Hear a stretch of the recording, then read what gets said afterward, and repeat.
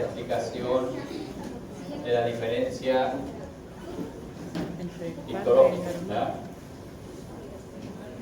Quiero ver si nos quedamos con la idea.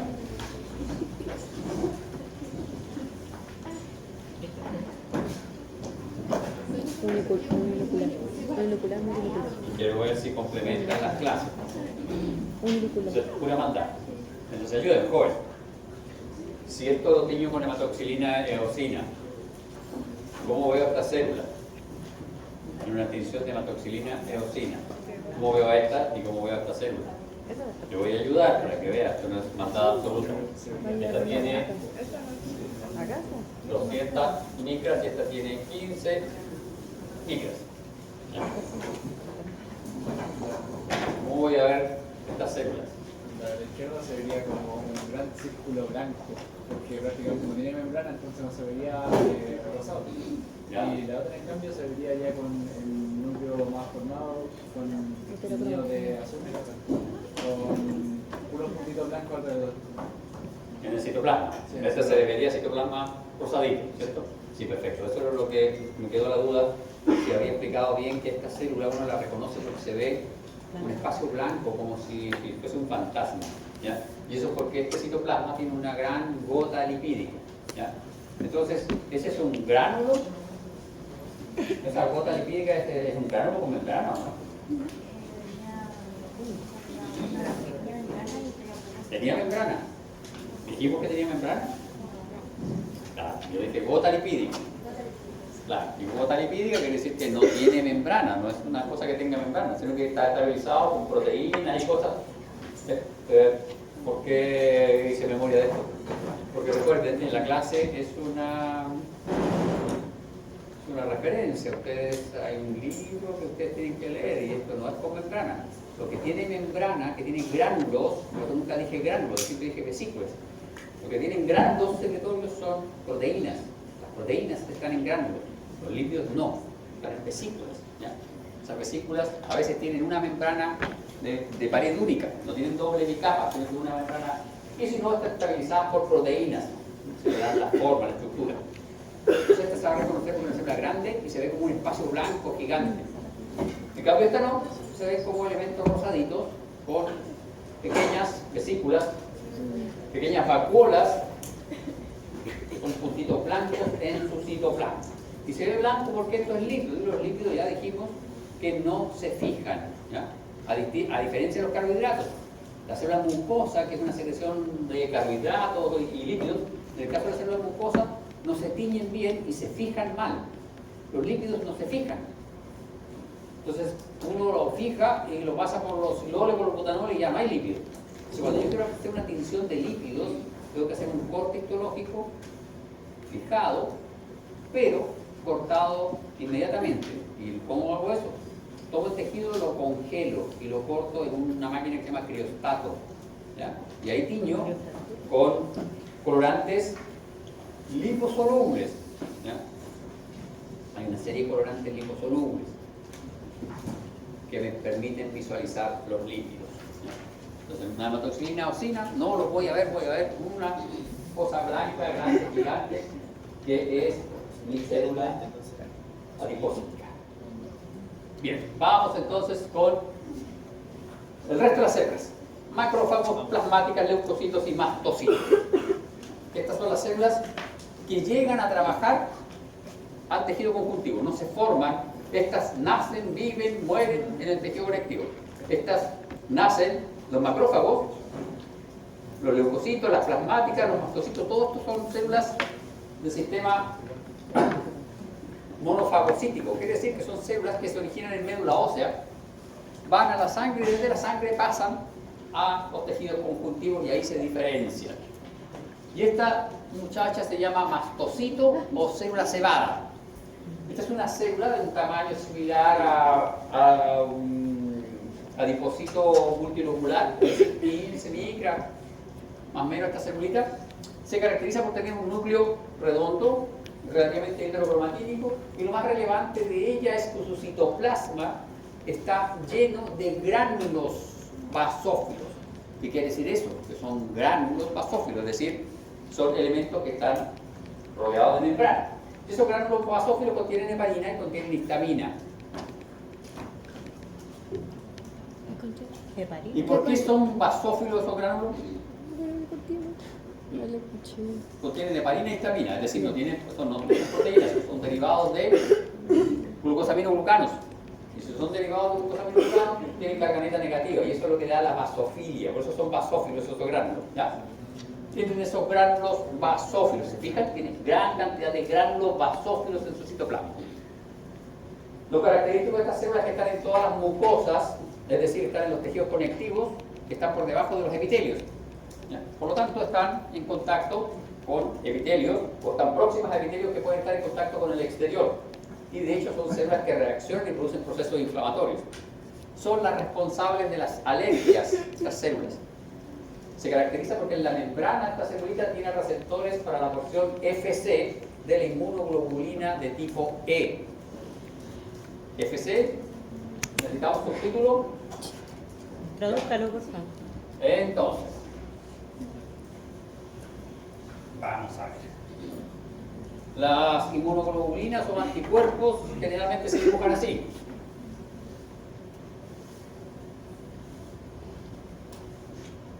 Así se...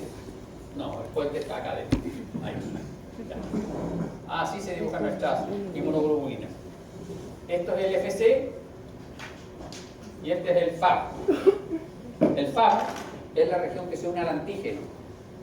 Aquí está el antígeno.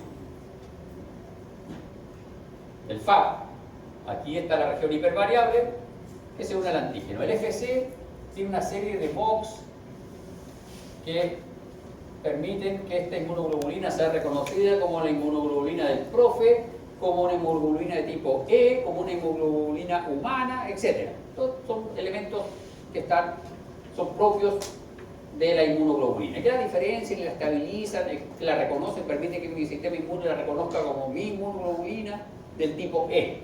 Y entonces es una inmunoglobulina de tipo E. ¿Por qué se llaman de tipo E? Porque son expresadas cuando uno entra en contacto con un antígeno. Pero no cualquier antígeno, sino que con un antígeno de tipo alergeno. Los alergenos son antígenos que en determinadas personas son capaces de inducir títulos altos de inmunoglobulina de tipo E. ¿Y qué pasa con nuestro mastocito? Nuestro mastocito tiene receptores para el FC. Entonces este anticuerpo se pega así. Se pega por la colita a el receptor de membrana de nuestro mastocito. Y eso hace que nuestro mastocito se degranule. Libere todos sus gránulos. Libere heparina y histamina, lo que produce es hipersecreción de las mucosas, produce procesos inflamatorios, produce vasodilatación, etc. Ahora, cuando uno entra en contacto por primera vez con un alergeno, se produce una cierta degranulación, pero cuando uno entra en contacto por segunda o tercera vez con un alergeno, se puede producir una degranulación masiva de nuestros mastocitos, y eso se llama shock anafiláctico, y uno puede morir por culpa del mastocito, porque se inflaman las mucosas y produce falla en la respiración, etc. Entonces, esos son los gránulos basófilos, se caracteriza por eso. El citoplasma está lleno de gránulos basófilos. Es más o menos redonda, esta celulita 15 miligramos más o menos de tamaño. ¿Ya? Y aquí tenemos, el mastocito se parece mucho al basófilo. La diferencia está en que el mastocito está en el tejido conectivo, se aloja en el tejido conectivo. En cambio, el basófilo solo llega al tejido conectivo cuando se produce un proceso inflamatorio, cuando se produce una injuria. ¿Ya? Y vamos a ver que sitio de diferenciación, tejido conectivo, médula ósea. Este se diferencia del tejido conectivo, viene desde la sangre, se diferencia del tejido conectivo. Divisiones celulares, este es capaz de realizar mitosis. El basófilo no. El basófilo se llama basófilo porque también tiene gránulos, y esos gránulos también contienen heparina. ¿Ya? ¿Células de la circulación? No, el mastocito está en los tejidos conectivos, circula por la sangre muy poco. En cambio, el basófilo vive su vida circulando por la sangre. La longevidad, semanas a meses, en cambio el basófilo vive días. Incluso se reportan longevidad de varios meses de los mastocitos. El tamaño, 20 micras aquí, 10 micras. Forma el núcleo redondeado. El núcleo del basófilo es un núcleo segmentado, de aspecto bilobular. ¿Qué es eso? Tiene con forma de herradura. La verdad es que el basófilo tiene un núcleo muy particular. El núcleo del basófilo es así. Como una letra S. Una letra S, una letra Z, una cosa rara, ¿sí? A eso se refiere que está segmentado. No es ni ovoide ni redondo. Se diferencia del núcleo de otra célula que está en la sangre, que es el eosinófilo, pero el eosinófilo Es de herradura. tiene dos lóbulos. El eosinófilo tiene dos lóbulos y el eosinófilo tiene gránulos eosinófilos. El basófilo, como su nombre lo sugiere, tiene gránulos basófilos. Y este también participa en procesos inflamatorios y procesos alérgicos. Cuando uno tiene una alergia, tiene muy elevados los basófilos en la sangre. Le hacen un recuento y tiene elevados los basófilos en la sangre. Y los gránulos tienen gran cantidad de gránulos. Estos gránulos se denominan metacromáticos. La expresión de metacromasia es una expresión respecto de que cuando los gránulos secretorios contienen un elemento y ese elemento está muy condensado dentro del gránulo, cuando esos elementos unen al colorante, el colorante queda tan próximo, una molécula de colorante próxima a la otra, que se produce un fenómeno de alineamiento del colorante y el colorante intensifica su coloración. Y es por eso que estos gránulos del mastocito son mucho más basófilos que lo normal, casi negros. A eso se refiere la metacromasia, que cambia el color normal del colorante y lo incrementa, ¿no? Y los receptores para la porción FC de la IgE, este tiene y este también tiene. Bien, veamos nuestro macrófago. El macrófago es un monocito.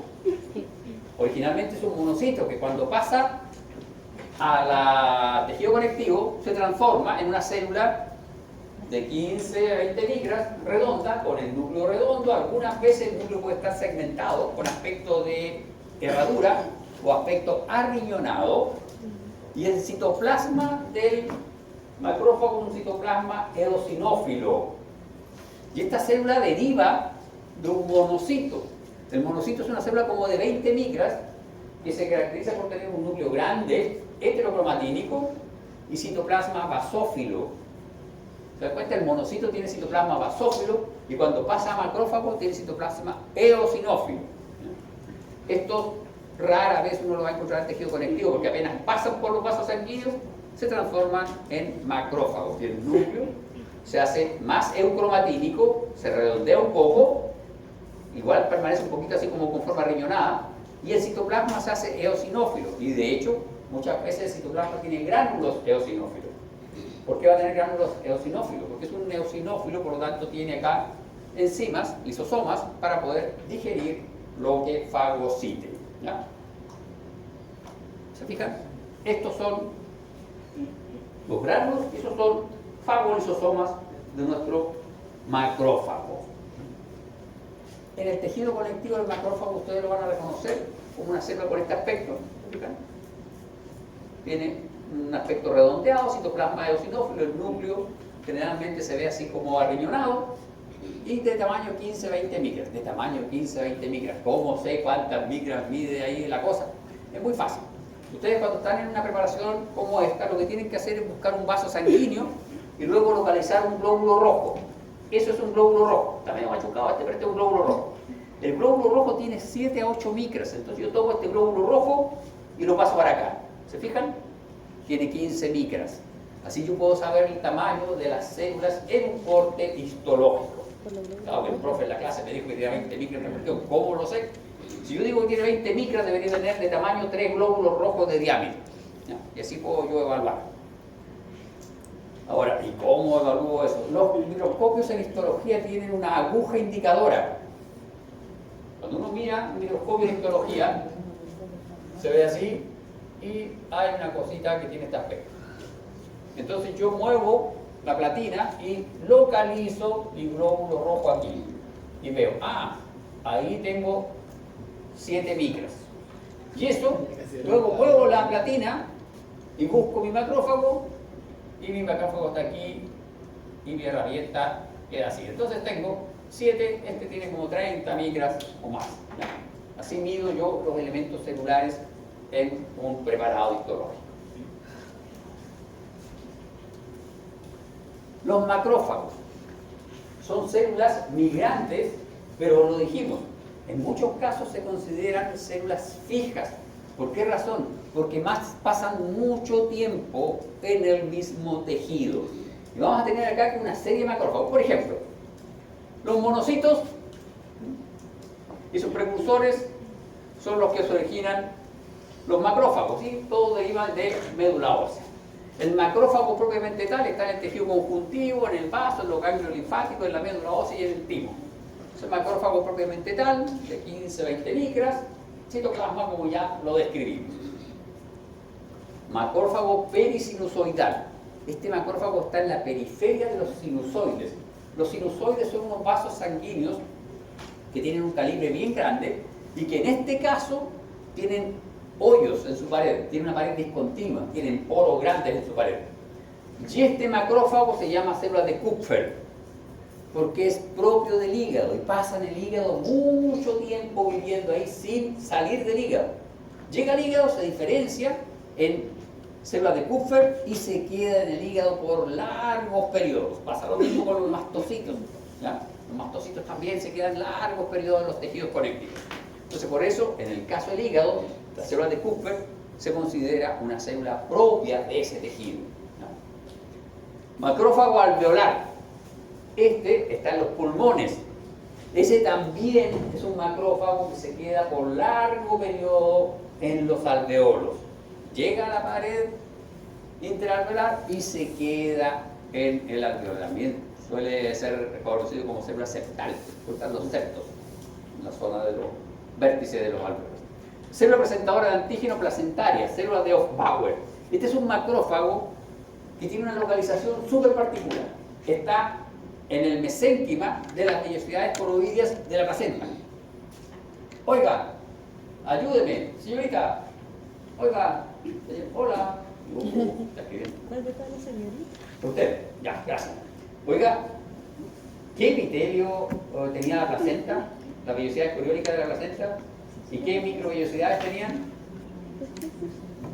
¿No se acuerdan? ¿Usted toca práctico el viernes? Estudia, porque voy a te pregunta. Sí, sí, sí. Ya. Yo tenía un epitelio que se llamaba sincitio trofoblasto. Y un epitelio bien particular porque era un sincitio, era una masa de células. No había separaciones entre esas. Y tenía microvellosidades ramificadas. Bueno, en el mesénquima, en el tejido conectivo que está por debajo de ese epitelio, está este Hofbauer. Solo se localiza en la placenta. Es una célula mucho más grande, es un macrófago como de 25 micras. ¿Ya? El resto de las características es similar. Tiene un núcleo redondo, relativamente heterocromatínico. Macrófago pleural, que está en el peritoneo. Y los osteoclastos. Estos son macrófagos bien especiales, porque se localizan en el tejido óseo. Llegan al tejido óseo como monocitos, se fusionan y forman el osteoclasto. El osteoclasto es una fusión de varios monocitos, es una célula polinucleada, es grande y solo se presenta en el tejido óseo. En este caso es una célula grande, estamos hablando de una célula de 200 micras, puede incluso ser más, polinucleada, tiene gran cantidad de núcleos y tiene un citoplasma eosinófilo, puede llegar a tener 20-25 núcleos. La microglía, otro macrófago particular. Este solo se encuentra en el tejido nervioso. Y este también es un macrófago casi propio del tejido nervioso.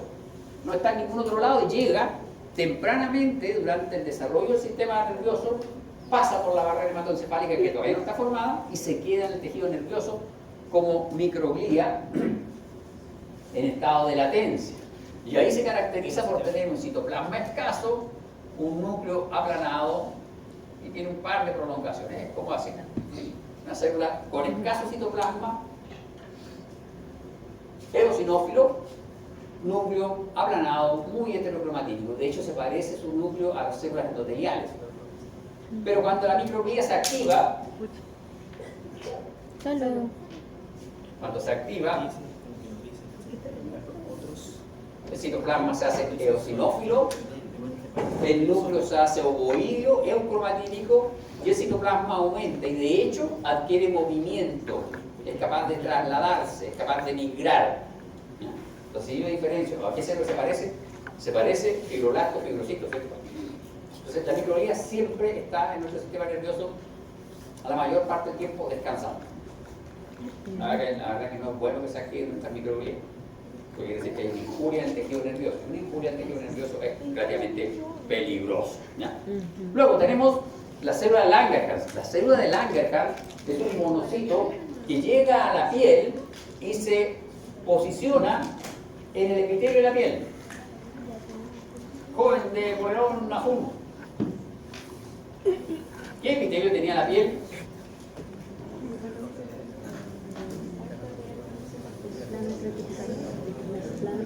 ¿Qué epitelio tenía la piel? No, epitelio estratificado no lo conozco.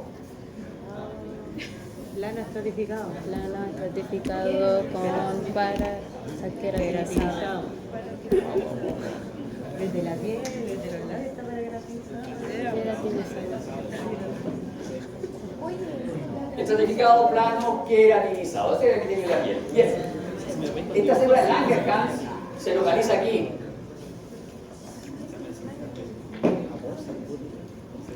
Es una célula que se localiza en el estrato espinoso de la piel, de la epidermis, y tiene un núcleo que en algunos casos aparece como indentado, tipo arreñonado, generalmente redondo, el núcleo relativamente eucromatínico, y el citoplasma es un citoplasma pobremente teñido. Y uno lo puede reconocer porque las demás celulitas tienen un citoplasma un poquito eosinófilo. Las demás celulitas tienen espinas entre ellas.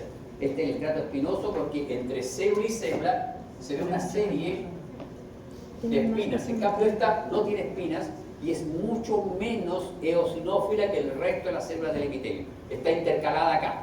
Este es un presentador de antígeno.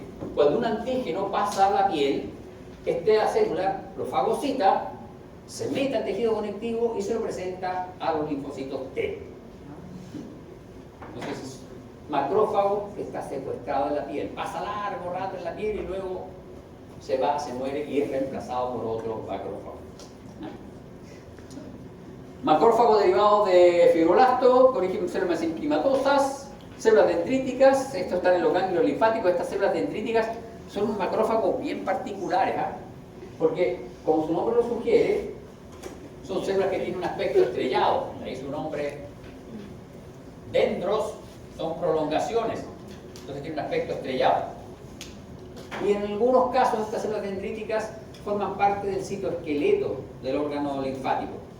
Y en algunos casos se le atribuye ciertas funciones de células nodriza. ¿Qué quiere decir eso? Que participan en la maduración de linfocitos en algunos tejidos linfáticos. Y células gigantes multinucleadas, por ejemplo, células de Langerhans y otras células activadas. Entonces, los macrófagos que nosotros hemos mencionado son los macrófagos que ustedes tienen que conocer, sus características histológicas y sus localizaciones especiales. Bien, esta célula se llama célula plasmática. Esta célula se encuentra en el tejido conectivo y es una célula que tiene 15 a 20 micras. Deriva de un linfocito,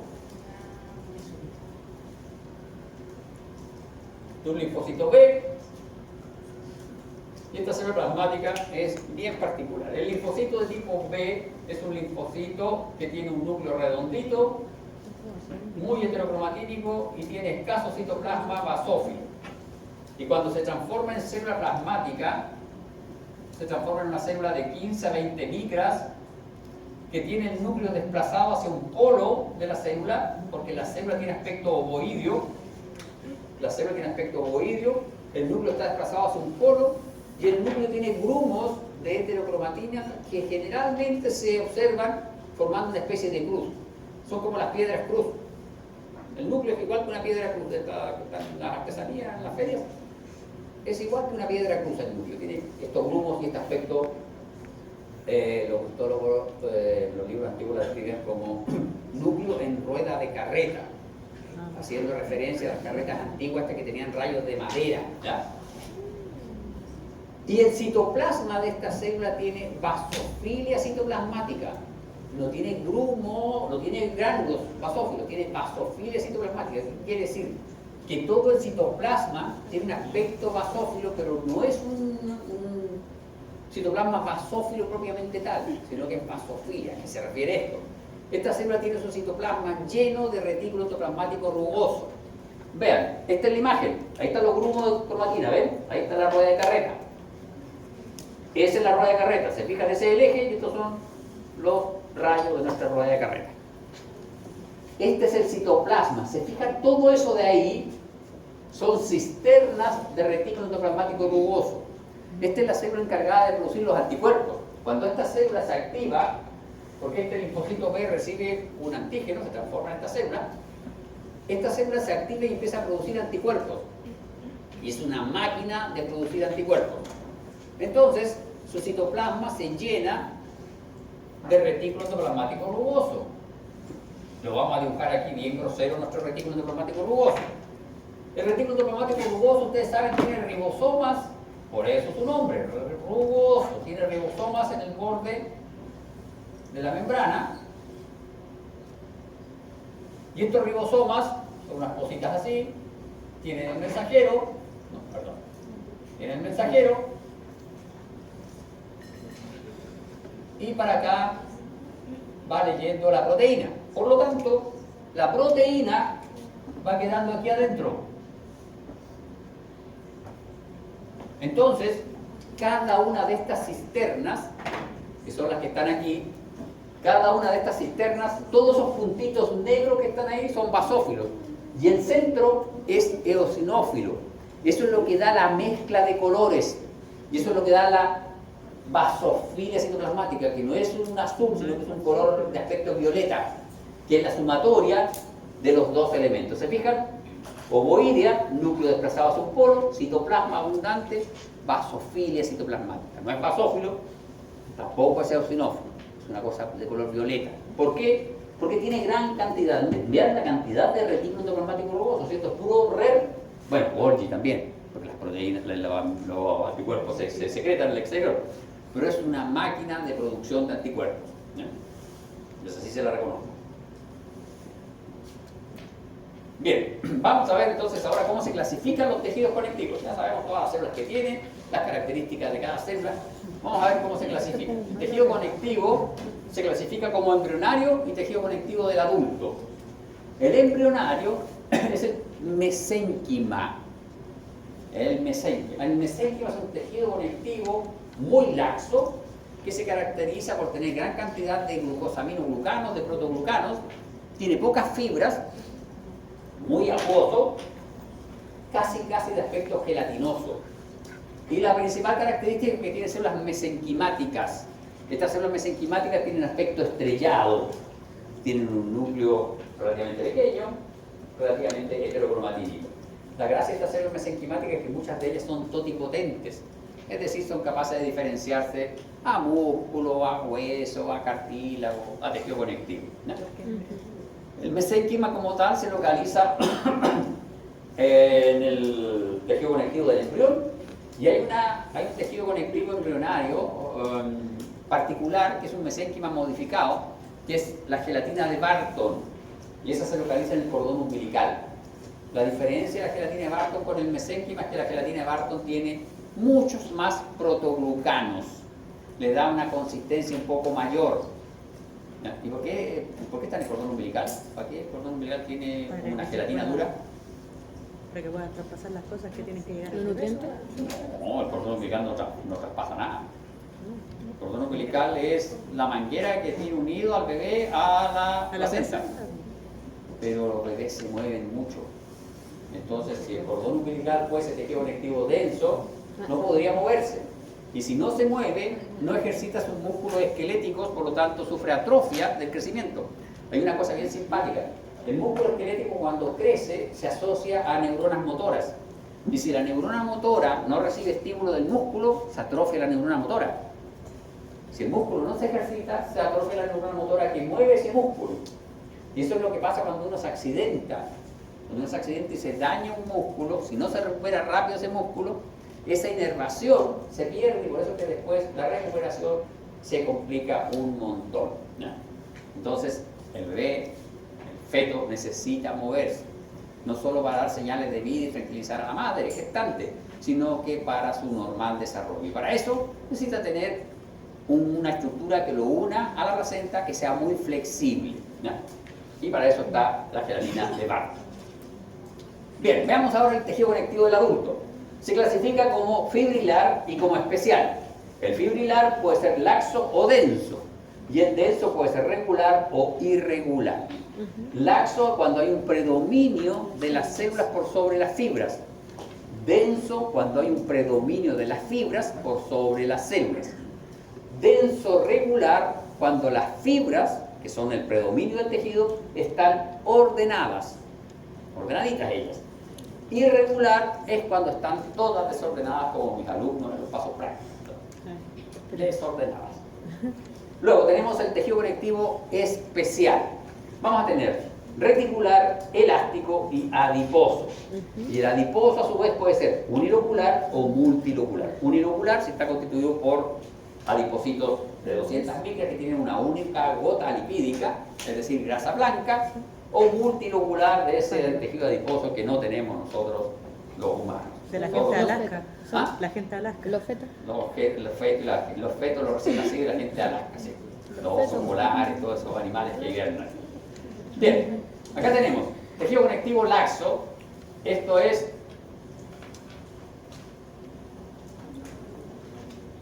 ¿cómo se llama esto? ¿Qué tejido conectivo es? Laxo. Laxo. Y esto es Epífilo. epífilo. Bien, tenemos nosotros fibroblastos, mastocitos, macrófagos y capilares. Este tejido conectivo generalmente es muy vascularizado, hay gran cantidad de capilares. ¿Por qué? Porque este es un tejido conectivo que se realiza mucho intercambio entre el tejido y los vasos sanguíneos. ¿Se fijan? Estas fibras de ahí, de ese color, son colágeno, y las más oscuritas negritas que están en todas las direcciones son elásticas. Y luego todos estos núcleos de células son células conjuntivas. Acá con esta tinción no podemos diferenciar mucho las células. Necesitamos hacer una tinción distinta para poder diferenciar, o necesitamos una imagen de mayor aumento. Uno podría decir así que estos son fibroblastos, uno podría decir que eso es un macrófago, uno podría decir que esta es una célula cebada o mastocito, pero podría decirlo, no puede asegurarlo, ¿no? Necesita detalles del citoplasma, que no se ven.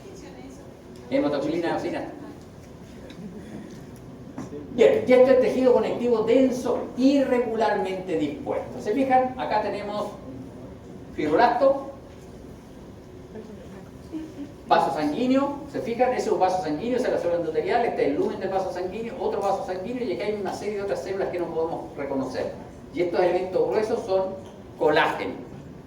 Este es tejido conectivo denso irregularmente dispuesto. ¿Dónde hay tejido conectivo denso regularmente dispuesto? Epidermis. En la dermis de la piel. ¿Ah? Irregular. Tejido conectivo denso regularmente dispuesto. Vean la diferencia. Ah, está renito. Miren aquí. Vean los fibroblastos. Vean los fibroblastos. Están todos desordenados. Vean aquí. Aquí les pusieron orden. Se enojó el profe, le dijo, ya, se ordenan. Y se ordenaron. Y vean cómo las fibras de colágeno también están todas ordenadas. Aquí hay mucho menos vasos sanguíneos. Este es tendón, pero hay un tejido conectivo denso que tiene menos células, y los fibroblastos son más aplanados y son más especiales.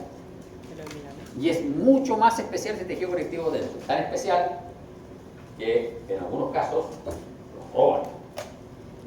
Venden en el mercado negro ese tejido conectivo denso.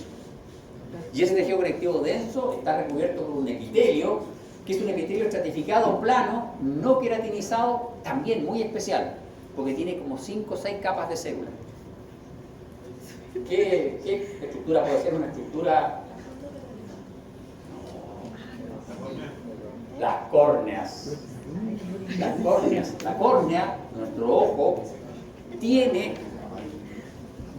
El ojo tiene Pero acá... qué Lo vamos a ver acá nuestro ojo. Pero qué Vamos a buscar aquí un ojo. Este es un ojo.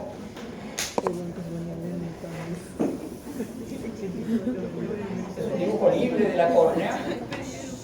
La córnea es así, ¿ya?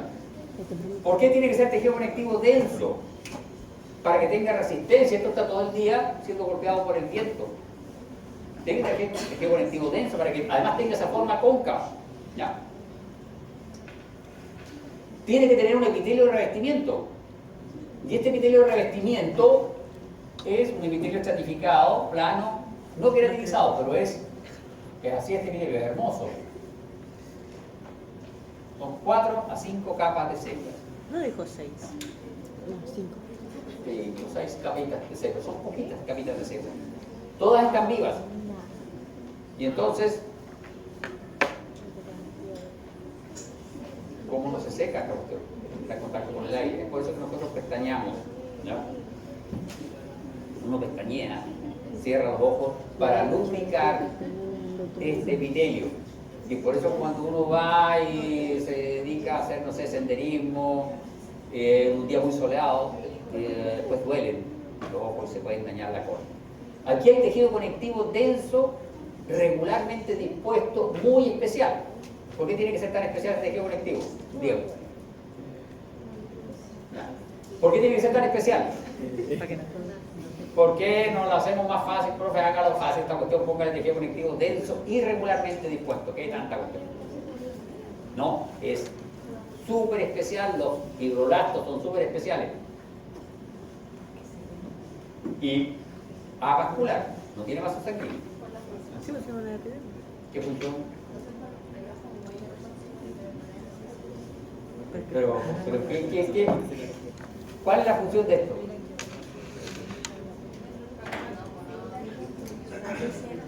La luz. Aquí está la retina. Tiene que ser translúcido. Y tiene que tener un material Ahora sí, pues. que no cambie, El aumento. no, que no cambie, que no refleje ni refracte los rayos de luz, porque si no veríamos mal.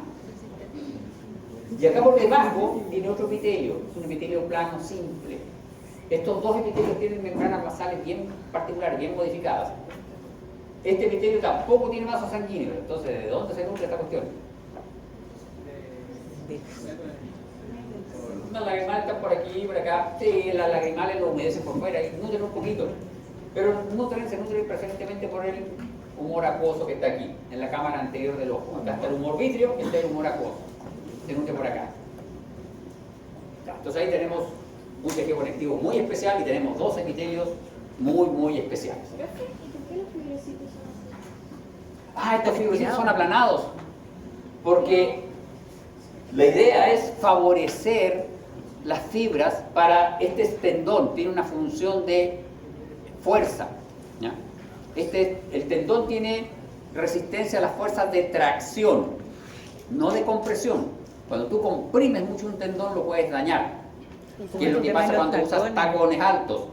Comprimes el tendón y luego cuando lo estiras de nuevo colapsa tu tendón y a veces se rasga. Y como tiene tan pocos vasos sanguíneos y es tan denso, no pueden pasar las células a repararlo. Y estos fibroblastos, la verdad que se han especializado y son medio flojos. Se reparan mal el cuento y a veces la soldadura de estas fibras se realiza mal y el tendón queda lesionado. Profe, ¿por qué venden córnea en el mercado negro? Tipo, ¿por qué? ¿Por qué venden córnea en el mercado? Porque se dañan las córneas. Tú puedes quemar tus córneas, se dañan las córneas. ¿Y te compras en el mercado negro? Sí. No, de hecho en los hospitales a veces te piden que donen las córneas de los pacientes cuando mueren.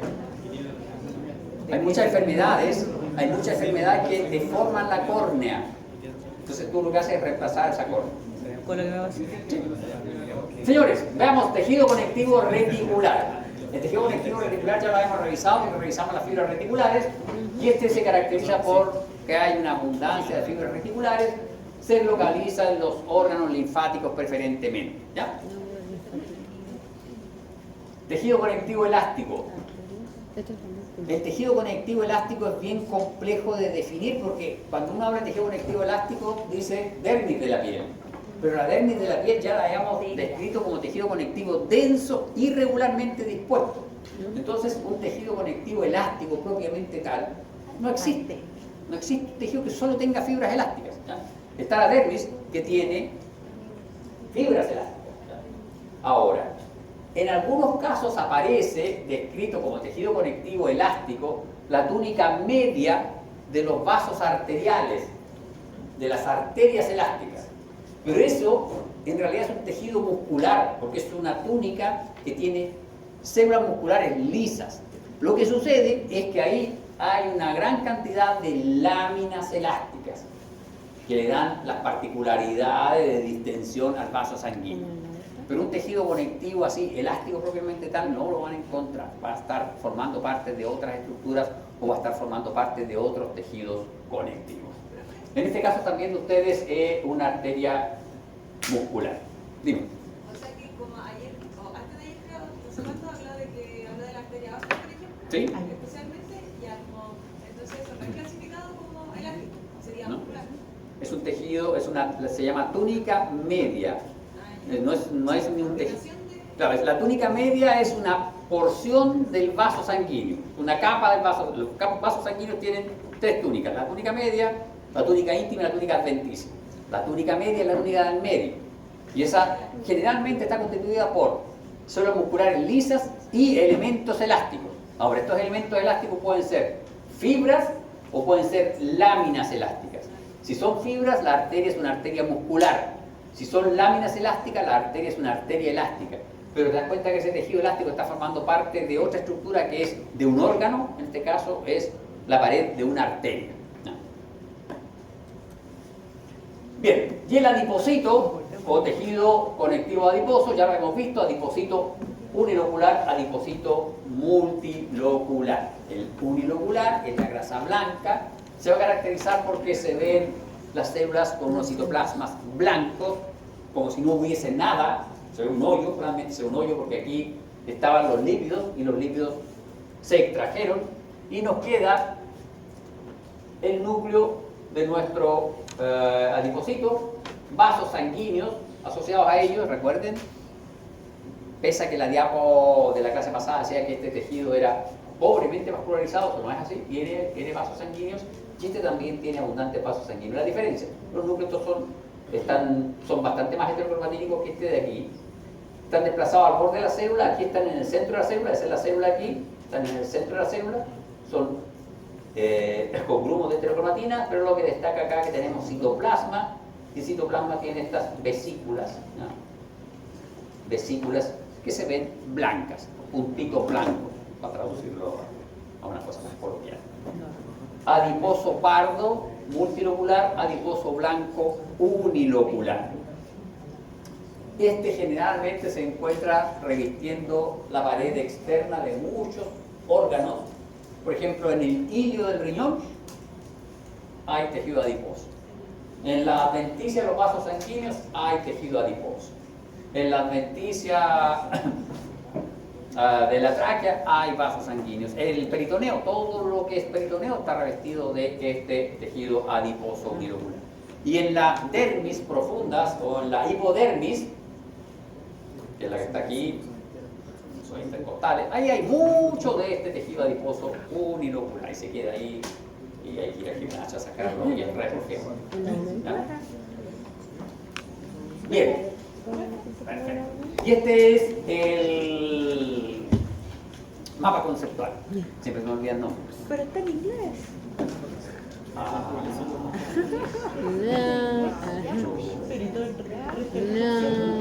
Traducción. ¿Qué le sabe al inglés?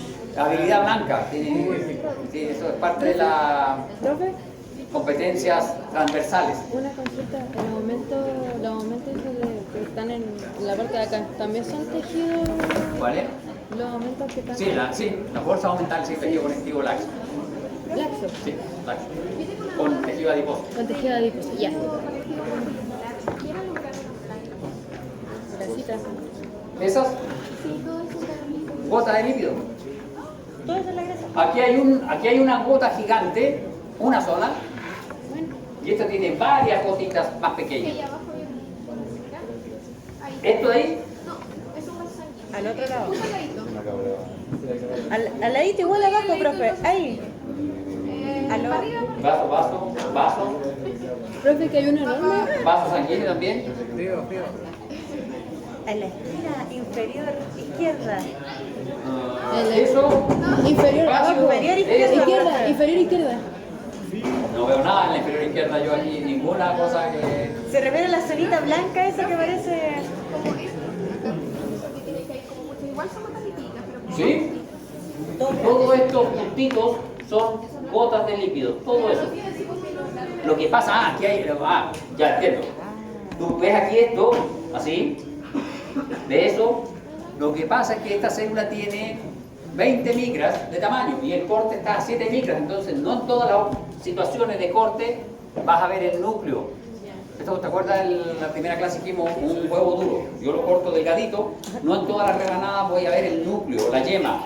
Entonces por eso que aquí aparece una cosa, no, es citoplasma de una célula que tiene el núcleo arriba o más abajo, del plano de corte, nada más.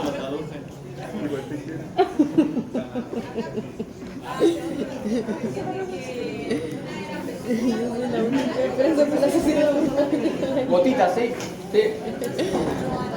Vesi- No, no, no, sí, la expresión es lo mismo, es una vesícula, una gota lipídica, sí. Ya señores, Nos vemos mañana. nos vemos mañana.